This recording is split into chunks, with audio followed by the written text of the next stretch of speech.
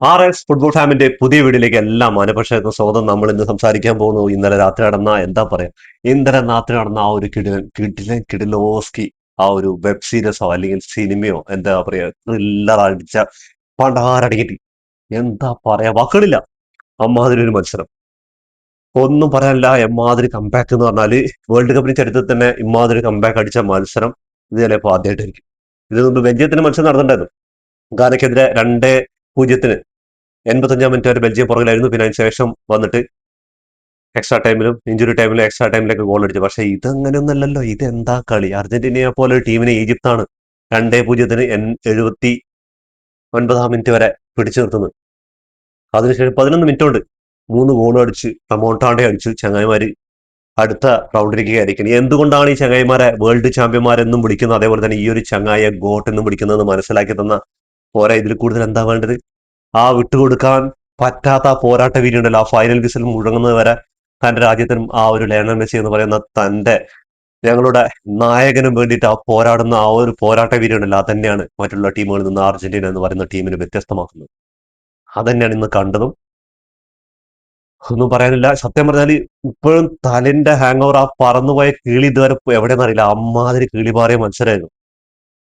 തലവേദനയൊക്കെ അങ്ങോട്ട് പ്രഷർ അടിച്ചങ്ങോട്ട് എന്താ പറയാ വേർത്ത് കുളിച്ച് എന്റെ പൊന്നൊന്നും പറയാനില്ല. ഇതാണ് ടെൻഷൻ അടിക്കാതെ കാണുക പറഞ്ഞ അർജന്റീന ഫാൻസ്.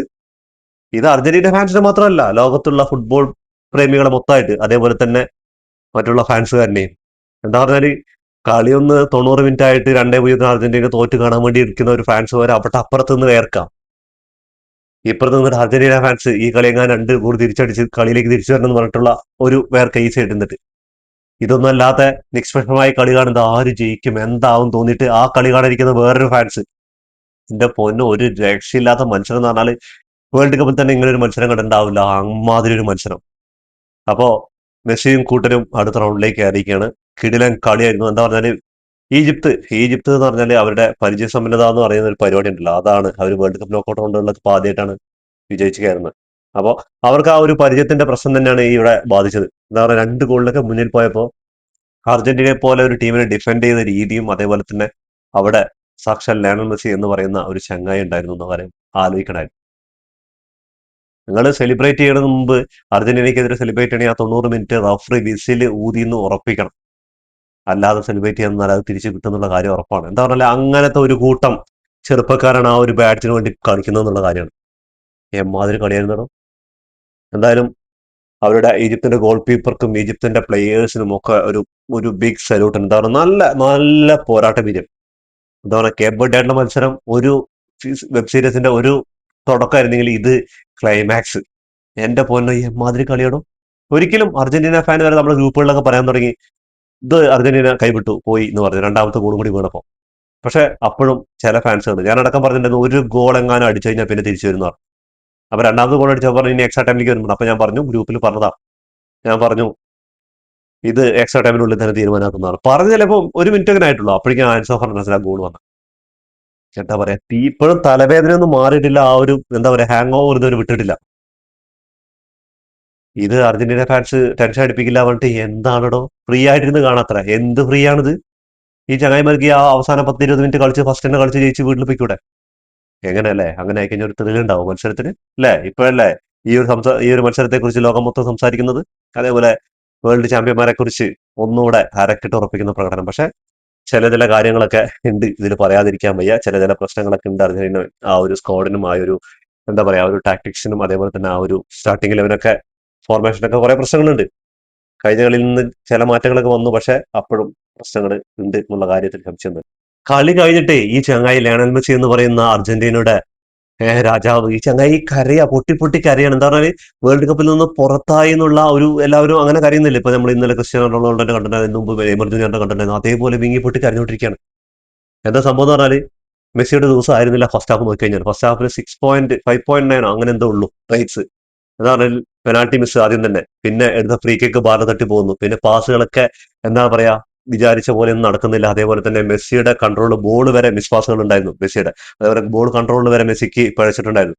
അപ്പൊ ഞാൻ കാരണം അർജന്റീന എന്ന് പറയുന്ന ലോകത്ത് ഇത്രയും ആരാധകരുള്ള ഒരു ടീം പുറത്തു പോകുന്നു ആലോചിച്ചിട്ട് അതിൽ നിന്ന് തിരിച്ചു വന്ന് റമോണ്ടാടെ അടിച്ച് വിജയിച്ചില്ലേ. അപ്പൊ അതിന്റെ ഒരു കണ്ണീരാണ്, അതിന്റെ ഒരു വിഷമമാണ് ആ ചങ്ങായി കരുതുന്നത്. ആ ഒരു ഫസ്റ്റ് ഗോൾ അടിച്ചപ്പോ, മെസ്സിയുടെ ആ ഒരു ഗോള്, സമനിലെടുക്കുന്ന ഗോൾ ഉണ്ടല്ലോ, ആ ഒരു ഗോൾ അടിച്ചപ്പോ എമ്മാതിരി സെലിബ്രേഷൻ ആയിരുന്നു അറിയോ. അതിനിടയിൽ എന്താ പറയുക, അർജന്റീനയിൽ സ്കൊളോണി പറയുന്ന കോച്ച് വന്ന ശേഷം ഈ ചങ്ങായി ഒരു ഗോൾ അടിക്കുന്നത് ഞാൻ സെലിബ്രേറ്റ് ചെയ്യുന്നത് കണ്ടിട്ടില്ല. അതിന് കണ്ടവരുണ്ടെന്ന് പറഞ്ഞാൽ കമന്റ് ചെയ്യാൻ മറക്കരുത്. അർജന്റീന ഫാൻസ് ആയിക്കോട്ടെ, ഏത് ഫാൻസ് ആയിക്കോട്ടെ. പക്ഷെ ആ ചങ്ങായി വരെ സെലിബ്രേറ്റ് ചെയ്ത ആ ഒരു ഗോളിന് വേണ്ടി അമ്മാതിരി സാധനമല്ല കയറ്റി വിട്ടത്. ആ ഒരു ഊലിയൻ ആൽവാരസ് കൊടുത്ത അസിസ്റ്റിൽ എമ്മാതിരി എമ്മാതിരി ഗോൾ എന്നറിയോ. ഇതേപോലെ കഴിഞ്ഞ വർഷം വേൾഡ് കപ്പ് ഫൈനലിൽ ഒരെണ്ണം അടിച്ചിട്ടുണ്ടായിരുന്നു. അത് ഫ്രാൻസിന്റെ ഗോൾ കീപ്പർ സേവ് ചെയ്യുന്നത്, അത് കണ്ടിട്ടുണ്ടോ പലരും ഫൈനലിൽ. ആ മെസ്സിയുടെ ഇതേപോലെ ഇതിനും വെച്ച് പവർഫുൾ ഒരു ഷോട്ടായിരുന്നു ആ അവസാന മൂമെന്റിൽ. ഞാൻ എന്നിട്ട് ആലോചിക്കും, ഈ ചങ്ങായി എന്തിനാ കരയുന്നത്. എന്താ പറയുക, ഈ ചങ്ങായി നേടാൻ ഇനി ഫുട്ബോളിൽ ഒന്നുമില്ല. ബാലൻഡിയർ ആയിക്കോട്ടെ, അതേപോലെ ഗോൾഡൻ ബൂട്ട് ആയിക്കോട്ടെ, അതേപോലെ വേൾഡ് കപ്പ് ആയിക്കോട്ടെ, കോപ്പ അമേരിക്ക ആയിക്കോട്ടെ, ആള് നേടാത്ത ട്രോഫികളൊന്നുമില്ല, ആള് നേടാത്ത പുരസ്കാരങ്ങളൊന്നുമില്ല. എന്നിട്ടും എന്തിനാണ് ഈ ഒരു കളി ചിലപ്പോ തോറ്റാ പോലും എന്തിനാണ് കരയുന്നത് വെച്ചാല്, അങ്ങേര് ഒരു രാജ്യത്തിന്റെ രാജാവാണ്. ആ രാജാവിന് ആ രാജ്യത്തിന്റെ ജനങ്ങൾക്ക് മുന്നിൽ തലയുയർത്തി നിൽക്കണമെങ്കിൽ അത് ഇങ്ങനെ തന്നെ നിൽക്കണം. എന്താ കാരണം എന്ന് പറഞ്ഞാല്, ആ ഒരാള് കാരണം, രാജാവ് കാരണം ആ പ്രജയാളികള് മറ്റുള്ളവരുടെ മുന്നിൽ തല കുനിക്കരുത് എന്നുള്ളൊരു തീരുമാനം ഉണ്ട് അയാൾക്ക്. അതുകൊണ്ടാണ് ഇന്നത്തെ മത്സരത്തിൽ അയാൾ അങ്ങനെ കരഞ്ഞത്. എന്താ പറഞ്ഞാൽ, എന്റെ ഒരു പെനാൾട്ടി മിസ്സിലൂടെയും അതേപോലെ തന്നെ ആ ഒരു ഫ്രീ കിക്കും, അതേപോലെ തന്നെ ഇന്നത്തെ ഫസ്റ്റ് ഹാഫ് നോക്കിയാൽ സെക്കൻഡ് ഹാഫിൽ തീക്കളി. 8.9 എന്താണ് റേറ്റിംഗ് വന്നിട്ടുള്ളത്. അതിൽ തന്നെ ഒരു ഗോളും അസിസ്റ്റും.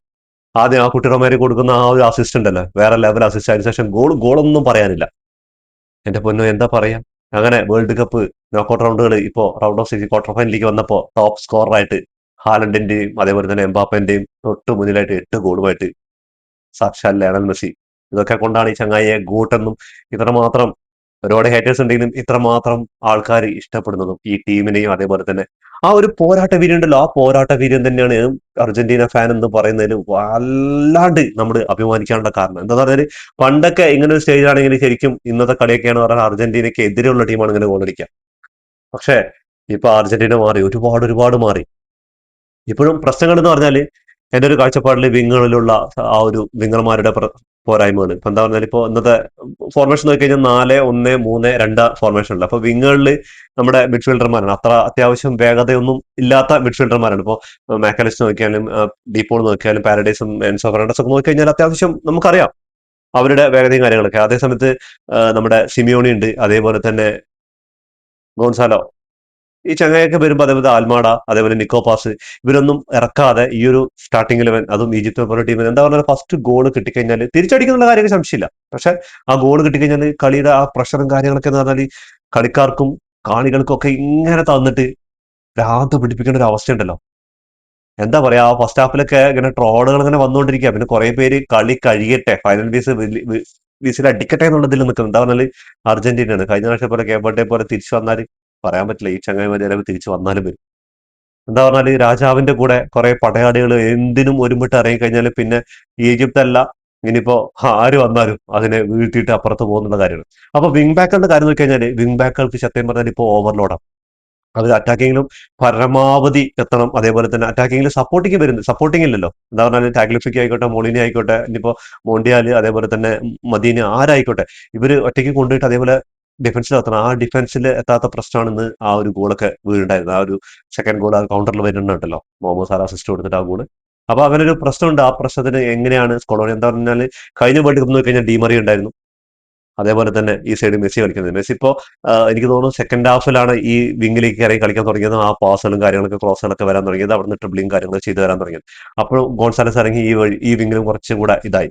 അപ്പൊ എനിക്ക് എന്റെ ഒരു അഭിപ്രായത്തിൽ 4-3-3 തന്നെയാണ് അത് വീണ്ടും തിരിച്ചു കൊണ്ടുവരാം. പിന്നെ സ്ട്രൈക്കർമാരുടെ കാര്യം, അതാണ് ഇപ്പൊ ആ ഒരു പ്രശ്നമായിട്ട് നിൽക്കാന്ന് പറയുന്നത്. ഗുലിയ ആൽവാരസ് ഒരു അസിസ്റ്റ് കൊടുത്തിട്ടുണ്ട്, അതേപോലെ തന്നെ നമ്മുടെ മാർട്ടിനസും, ലൗതാറോ മാർട്ടിനസ് ഒരു അസിസ്റ്റ് കൊടുത്തിട്ടുണ്ട്. ഇതല്ലാതെ ഇവന്മാരൊരു ഗോൾ അടിച്ചിട്ടുള്ള എത്ര മത്സരങ്ങൾ കഴിഞ്ഞിട്ട്.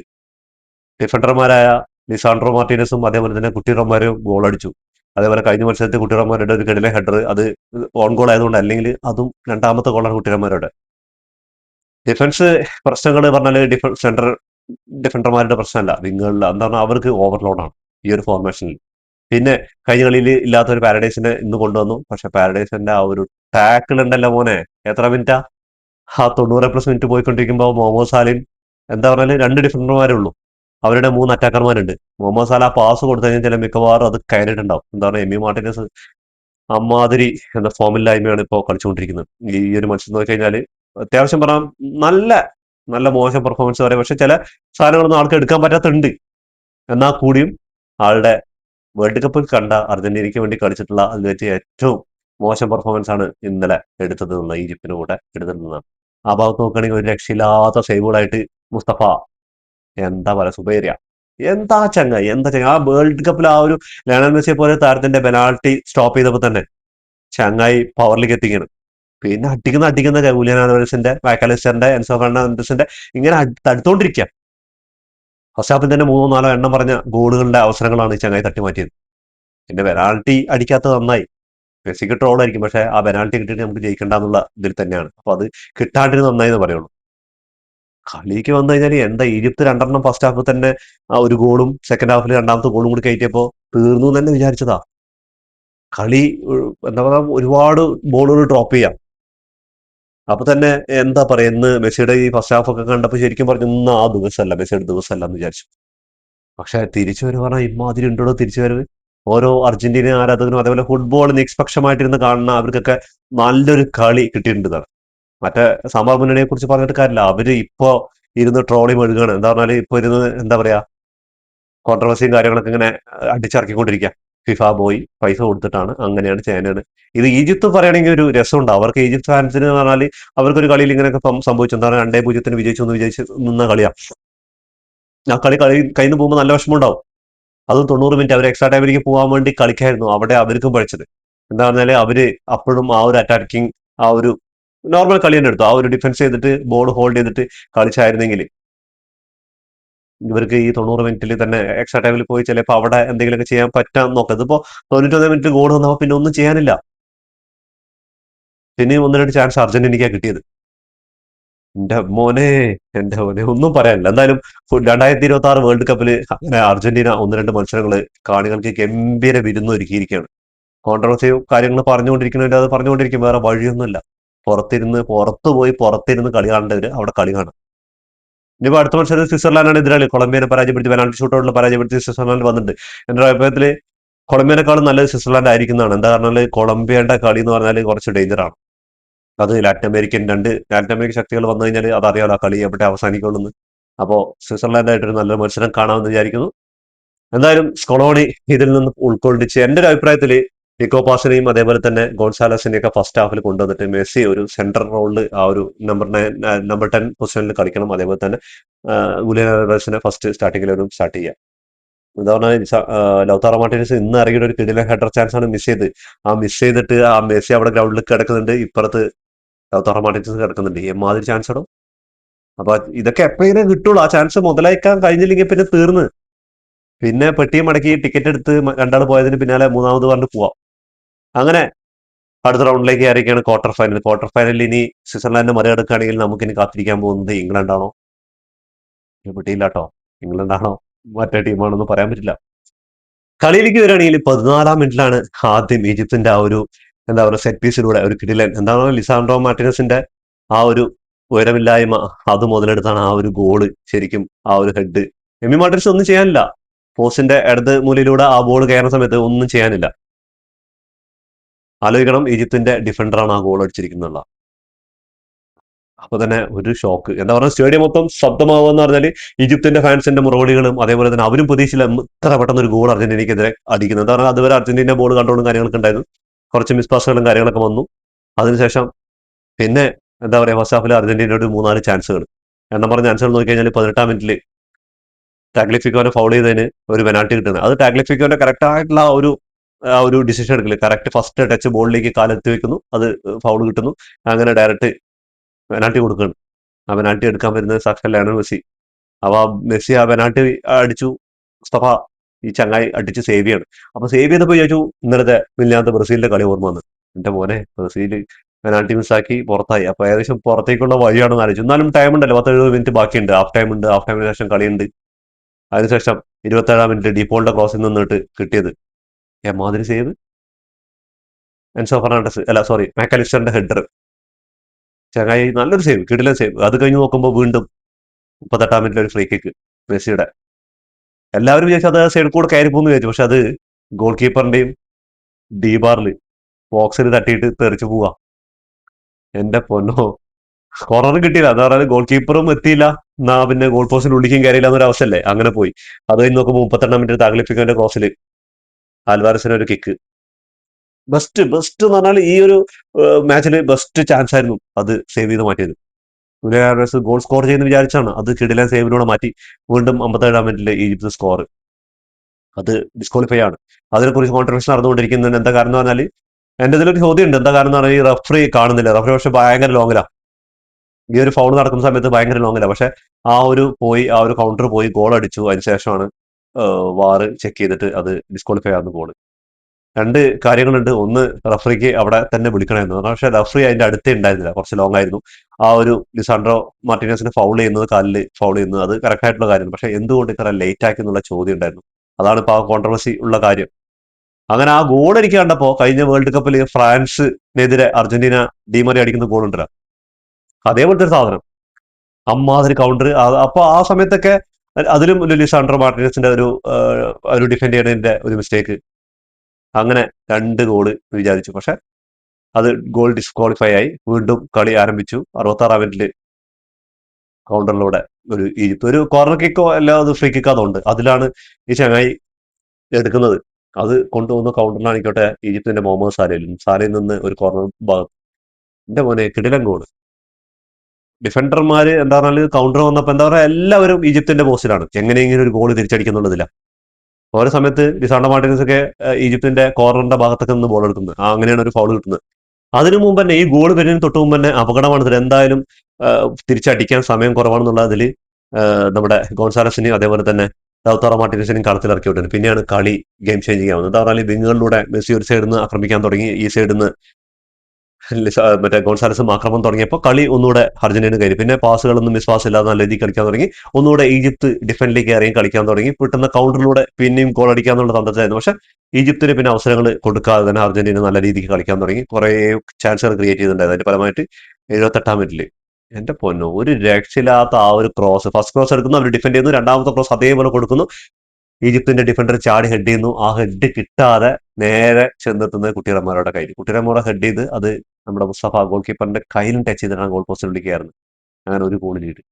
കുറച്ച് നിമിഷം 82 മിനിറ്റിൽ ആ ഒരു ഫ്രീ കിക്ക് എടുക്കുന്നു. ആ ഫ്രീ കിക്ക് ലൗതാറോ മാർട്ടിനസ് അത് കട്ട് അടിക്കാൻ ശ്രമിക്കുന്നു. അത് നേരെ ജൂലിയൻ ആൽവാരസിന്റെ കയ്യിലെടുക്കുന്നു. ആള് ടച്ച് ചെയ്ത് ഫ്രണ്ടിലേക്ക് നിൽക്കുന്നു.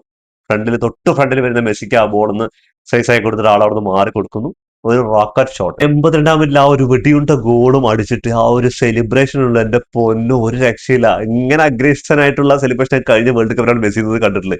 ഇപ്രാവശ്യം അങ്ങനെ വലിയ ഒരു അഗ്രേഷൻ ഉണ്ടായിരുന്നു. പക്ഷെ ആൾക്കറിയാം, ആ ഫസ്റ്റ് ഹാഫിൽ ആൾക്ക് പറ്റിയ പിഴവുകളും ആ ഒരു പെനാൽറ്റി മിസ്സും കാര്യങ്ങളൊക്കെ ആൾക്ക് നന്നായിട്ട് അറിയാം. അപ്പൊ അത് എന്നെ കൊണ്ട് പറ്റിയ എന്നെ കൊണ്ട് തന്നെ തിരുത്താൻ പറ്റുന്നുണ്ട്. അങ്ങനെ സെക്കൻഡ് ഹാഫിൽ തന്നെ ഒരു ഗോളും അസിസ്റ്റ് നേടി ഈ വേൾഡ് കപ്പിൽ തന്നെ ഈ ഒരു ചാമ്പ്യന്മാർക്ക് വേണ്ടിയിട്ട് വീണ്ടും മാൻ ഓഫ് ദി മാച്ച് നോക്കിയിരിക്കുകയാണ്.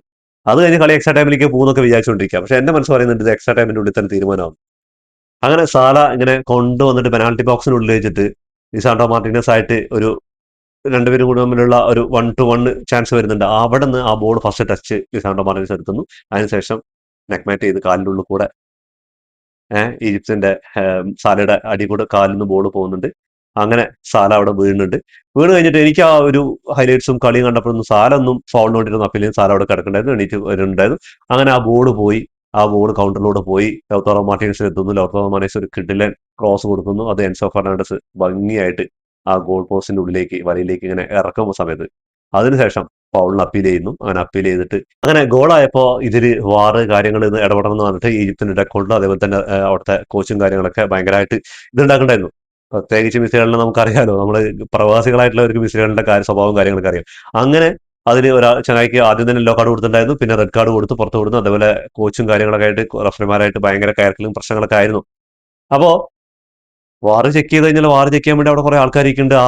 നമുക്ക് ആ ഒരു വീഡിയോ ആണെങ്കിൽ ഞാനിവിടെ പോസ്റ്റ് ചെയ്യാം. ആ വീഡിയോ ഒന്ന് കണ്ടു നോക്കുക. അതിൽ തന്നെ മനസ്സിലാക്കാൻ പറ്റും എന്താണ് സംഭവിച്ചിരിക്കുന്നത്.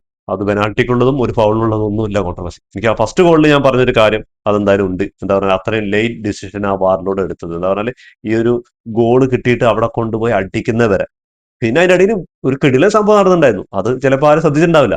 ആ ഒരു 92 മിനിറ്റുകൾക്ക് മുമ്പ് ആ സാല അങ്ങനെ കൊണ്ടുപോയിട്ട് ആ ഒരു ബോൾ, സാലയും ഈജിപ്തിന്റെ 3 പ്ലെയർമാരുണ്ട്, അത്യാവശ്യം അർജന്റീനയുടെ 3 പ്ലെയറുണ്ട്. പക്ഷെ ആ ഒരു ബോൾ പാസ് കൊടുത്തിരുന്നെങ്കിൽ പാരഡൈസ് എന്ന് പറയുന്ന അർജന്റീന ആ ഒരു മിഡ്ഫീൽഡർ ഉണ്ട്, ഡിഫൻഡർ മിഡ്ഫീൽഡർ, കഴിഞ്ഞ കളിക്ക് മുമ്പ് പറഞ്ഞിട്ടുണ്ടായിരുന്നു ഫിറ്റ് ആണെങ്കിൽ ഈ വേൾഡ് കപ്പിൽ തന്നെ ഏറ്റവും മികച്ച ഡിഫൻസീവ് മിഡ്ഫീൽഡർ ആണ് പാരഡൈസ് പറഞ്ഞിട്ടുണ്ടായിരുന്നു ആരിസ് കൊളോണി. അതിനെ അനുസ്മരിപ്പിക്കുന്ന ഒരു പ്രകടനമാണ് ആ ഒരു ടാക്കിൾ. ആ വിന്നിംഗ് ടാക്കിൾ തന്നെയാണ് ഇന്നത്തെ മത്സരത്തിന്റെ ഹൈലൈറ്റ് എന്ന് പറയുന്നത്. മാതിരി ടാക്കിളാണ്, അതില്ലെങ്കിൽ ചിലപ്പോൾ അത് ഗോളായിരിക്കും ആ ഒരു ടാക്കിൾ എടുത്തില്ലെങ്കിൽ. ഗംഭീരമായിരുന്നു ചങ്ങായിയുടെ പെർഫോമൻസ്, അതേപോലെ ഗംഭീര. ഫസ്റ്റ് ഹാഫിൽ കുറച്ച് മിസ് പാസുകളും കാര്യങ്ങളൊക്കെ ഉണ്ടായിരുന്നു, പക്ഷെ ആ ഒരു ടാക്കിളിൽ തന്നെ ചങ്ങായി ഹീറോ ആയി എന്നുള്ള കാര്യമാണ്. അപ്പോൾ കോൺട്രവേഴ്സികളും കാര്യങ്ങളൊക്കെ ഒരു സൈഡിൽ കൂടെ പോകും, പക്ഷേ അർജന്റീന അടുത്ത റൗണ്ടിലേക്ക് കടന്നിരിക്കുകയാണ്. ഇനിയും കരയേണ്ടവർ കരഞ്ഞുകൊണ്ടേയിരിക്കും, അതിന് പറയാനൊന്നുമില്ല. ഫുട്ബോൾ ആരാധകർ സത്യമായിട്ട് ഈ കളി നന്നായിട്ട് ആസ്വദിച്ചിട്ടുണ്ടാവും വിചാരിക്കുന്നു. എന്താ പറഞ്ഞാൽ അത്രയും ഇൻട്രസ്റ്റിംഗ് ആയിട്ടൊരു കളി ഇതുവരെ ഈ വേൾഡ് കപ്പിൽ ഉണ്ടായിട്ടില്ല എന്നാണ് എൻ്റെ ഒരു ഇത്. പക്ഷെ കഴിഞ്ഞ മെക്സിക്കോയും അതേപോലെ തന്നെ ഇംഗ്ലണ്ട് മത്സരം നല്ല രസമായിരുന്നു, തന്നെ ഇതേപോലെ ഒരു ത്രില്ലിംഗ് ആയിരുന്നു. അതിനുശേഷം ബെൽജിയം വിസസ് ഗാന, അതും ബെൽജിയത്തിന്റെ തിരിച്ചുവരവായിരുന്നു. പക്ഷെ അത് എക്സ്ട്രാ ടൈമിലേക്ക് പോയപ്പോൾ ഇത് എക്സ്ട്രാ ടൈമിന് മുമ്പ് തന്നെ പരിപാടികളൊക്കെ അവസാനിപ്പിച്ചതാണ്. അപ്പൊ നമുക്ക് ഇവരുടെ സ്റ്റാറ്റ്സിലേക്ക് അപ്പോൾ ഇവരുടെ സ്റ്റാറ്റ്സ് നോക്കുകയാണെങ്കിൽ 17 ഷോട്ടുകളാണ് അർജന്റീന എടുത്തിട്ടുള്ളത്. അതിൽ 7 ഓൺ ടാർജറ്റിലേക്ക് ആയപ്പോൾ ഈജിപ്ത് 4 ഷോട്ടുകൾ മാത്രം എടുത്തുള്ളൂ. അതിൽ 2 ഓൺ ടാർജറ്റും ആ 2 ഗോളാക്കി മാറ്റാൻ പറ്റിയെന്നുള്ളതാണ് ഈജിപ്തിനെ സംബന്ധിച്ചിടത്തോളം വലിയ നേട്ടം. 58% പൊസിഷൻ ഉണ്ടായിരുന്നു, അവിടെ 42% പൊസിഷൻ ഉണ്ടായിരുന്നു. 599 പാസുകൾ കംപ്ലീറ്റ് ചെയ്ത്. ഫസ്റ്റ് ഹാഫ് നോക്കിയപ്പോൾ ഏകദേശം 2 ടീമും ഒരേ പാസിങ് കാര്യങ്ങളായിരുന്നു. സെക്കൻഡ് ഹാഫിലായപ്പോൾ അർജന്റീന കുറച്ചുകൂടെ മേക്ക് ചെയ്ത്, അത് പ്രത്യേകിച്ച് അവസാനത്തെ 20 മിനിറ്റ് എന്നുള്ള കാര്യമാണ്. അവിടെ നോക്കുകയാണെങ്കിൽ 337 പാസുകളെ കംപ്ലീറ്റ് ചെയ്തിട്ടുണ്ടായിരുന്നു. 97% പാസിംഗ് അക്യുറസി ഉണ്ടായിരുന്നു അർജന്റീനയുടെ ഭാഗത്ത്. ഈജിപ്തിന്റെ ഭാഗത്ത് നോക്കുകയാണെങ്കിൽ 83% മാത്രമേ ഉള്ളൂ. ഫൗളുകൾ കംപ്ലീറ്റ് ചെയ്ത് 13 ആണെങ്കിൽ അർജന്റീന അവിടെ 10 യെല്ലോ കാർഡ് 4 ഈജിപ്തിന് കിട്ടിയിട്ടുണ്ടായിരുന്നു. അതേപോലെ തന്നെ ഓഫ് സൈഡ് നോക്കുകയാണെങ്കിൽ അർജന്റീന 3 ഓഫ് സൈഡ് ഉണ്ടായിരുന്നു. കോർണേഴ്സ് വിൻ ചെയ്തത് അർജന്റീന 6 കോർണേഴ്സ് വിൻ ചെയ്തപ്പോൾ ഇവിടെ 1 കോർണേഴ്സ് ആണ് ഈജിപ്ത് വിൻ ചെയ്തിട്ടുണ്ടായിരുന്നത്. അപ്പോൾ എന്താ പറയാ, പറയാൻ വാക്കുകളില്ലാത്തൊരു മത്സരം എന്തായാലും കാണാൻ പറ്റി എന്നുള്ള കാര്യമാണ്. അപ്പൊ ഇനി അടുത്ത മത്സരങ്ങൾ വരാൻ പോകുന്നത് അർജന്റീനയ്ക്ക് ശക്തരായ സ്വിറ്റ്സർലൻഡാണ്. അർജന്റീനയ്ക്ക് വേണ്ടി ലയണൽ മെസ്സി 9 അസിസ്റ്റുകൾ, അർജന്റീനയുടെ ചരിത്രത്തിൽ തന്നെ ഏറ്റവും കൂടുതൽ അസിസ്റ്റ് നേടുന്ന താരമായി മാറിയിരിക്കുകയാണ്. അതേപോലെ ഈ വേൾഡ് കപ്പിന്റെ ചരിത്രത്തിൽ തന്നെ വേൾഡ് കപ്പിൽ 3000 ഗോൾ തയ്ക്കുന്ന മത്സരം കൂടി ആയിരിക്കണം ഈ മത്സരത്തോട് കൂടിയിട്ട്. ഇതോടുകൂടി ഈ വീഡിയോ അവസാനിക്കുന്നു. ഫുട്ബോൾ ലോകത്തെ പുതിയ വിശേഷങ്ങളുമായി വീണ്ടും കാണാം. ഈ വീഡിയോ ഇഷ്ടപ്പെട്ടാൽ ലൈക്ക് ചെയ്യുക, ഷെയർ ചെയ്യുക, സബ്സ്ക്രൈബ് ചെയ്യുക. അതേപോലെ തന്നെ നിങ്ങളുടെ വിലപ്പെട്ട നിർദ്ദേശങ്ങളും അഭിപ്രായങ്ങളും കമന്റ് ബോക്സിൽ കമന്റ് ചെയ്യാൻ മറക്കരുത്.